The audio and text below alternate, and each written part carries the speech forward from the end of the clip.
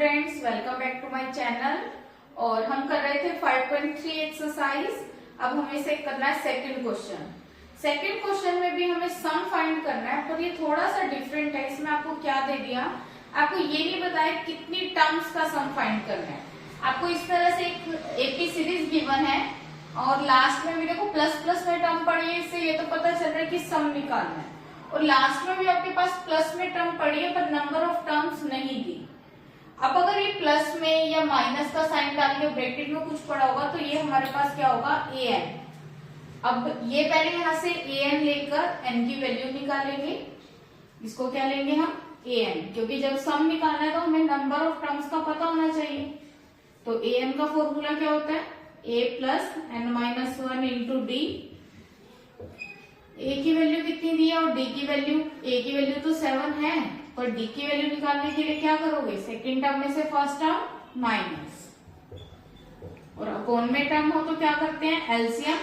10 to 20 और 1 21/2 minus 7, calcium लेंगे 21 minus 2 7 14, तो माइनस करने पर कितना आ गया 7/2। ये किसकी वैल्यू आ गई, d की। a मिल गया, d मिल गया। अभी क्या फाइंड करना है, n। a और d की वैल्यू यहां पुट करेंगे, a plus n minus 1, d की वैल्यू 7/2 84, n माइनस 1 7/2, और ये प्लस का 7 जो था इधर गया तो माइनस का 7। माइनस करेंगे, 14 में से 7 माइनस किया 7, और यहाँ पर भी 77, n माइनस 1, और ये जो 7/2 था इधर जाएगा तो 2/7 कैंसल हो गया।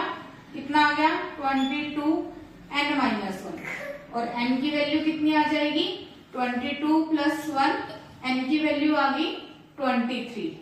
अब हमें नंबर ऑफ टर्म्स भी पता है, a भी पता है और d भी पता है, तो हम कौन सा फॉर्मूला लगाएंगे, Sm का, और इसमें n, a और d तीनों की वैल्यू पुट कर देंगे। n कितना आया हमारे पास 23,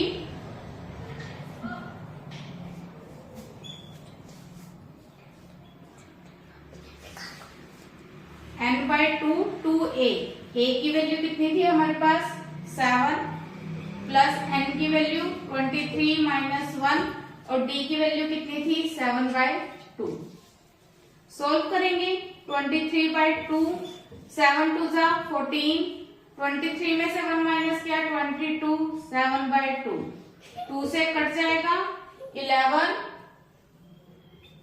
23/2, 14 प्लस 77,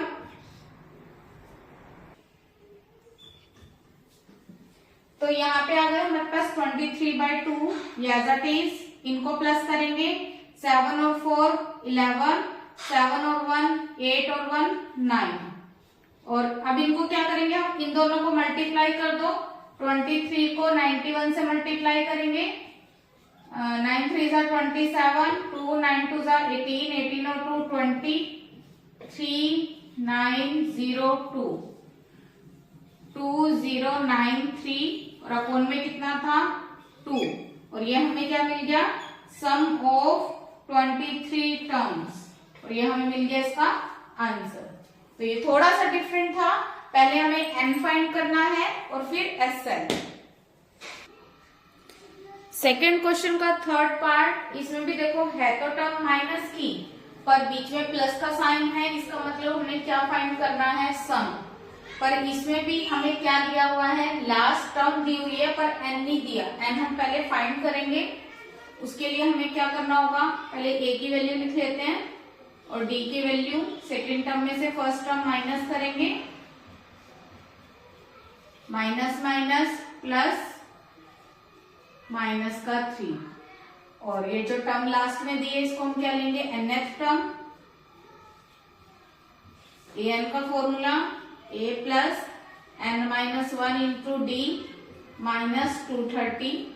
a की वैल्यू कितनी है -5 प्लस n माइनस 1, d की वैल्यू कितनी है -3 इज इक्वल टू माइनस का 230। अब क्या करेंगे हम, minus n minus 1 minus 3 minus 230 और ये माइनस का 5 इधर जाएगा तो प्लस का 5 कितना आ जाएगा, माइनस का 225।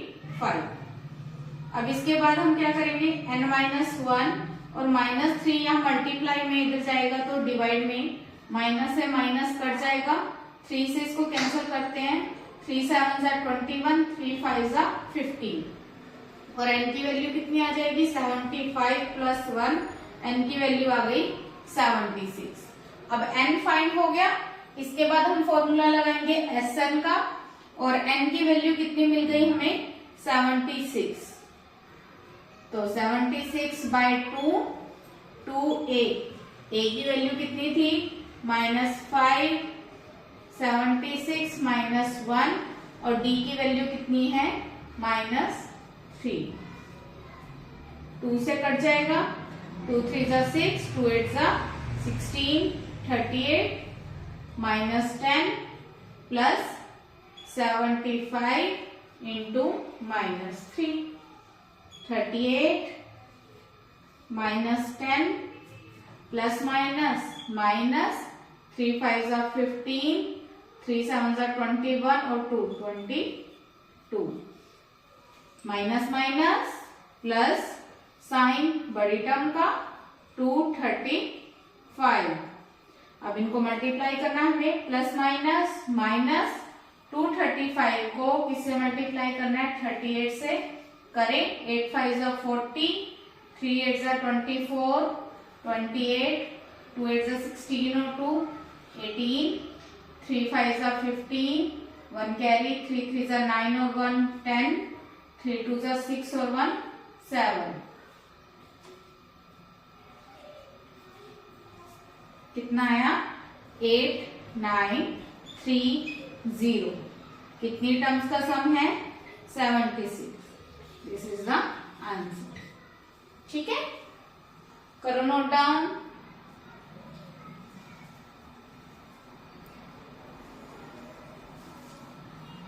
Please like, share and subscribe. Thank you.